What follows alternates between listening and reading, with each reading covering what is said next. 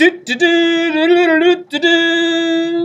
we have in front of us, upon a time there was the endoplasmic reticulum.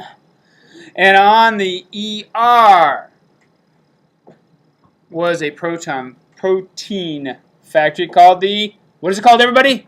Ribosomes.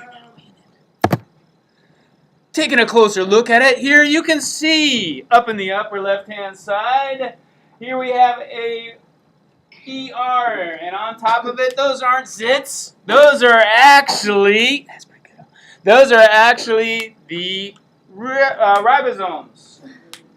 No, I said it wrong. Ribosomes. Looking a little closer, you can see a little closer shot, and if you go to the far right picture there, you can actually see the two parts, the little arrow that points to it. You can actually see the two parts, the upper and lower of the ribosome. On the bottom there, that actually shows a real little picture on the ER. Let's look at all those little critters. They do look like little grains, huh? Moving on. Some of the ribosomes actually float within the cell itself in the cytoplasm. Ribosomes are known as protein factories, and here is a picture of one as it's making protein. Those proteins there, the long squiggly thing, it's actually called a protein tail. No, it's not. I'll have to refix this later. After making the proteins, they release them to the ER. They also release those are those little things right there. There's the protein chains. I knew I'd fix it. Here's your fix it. Those little things that look like turds coming out of them. Those are not poop. That is actually, am I recording this?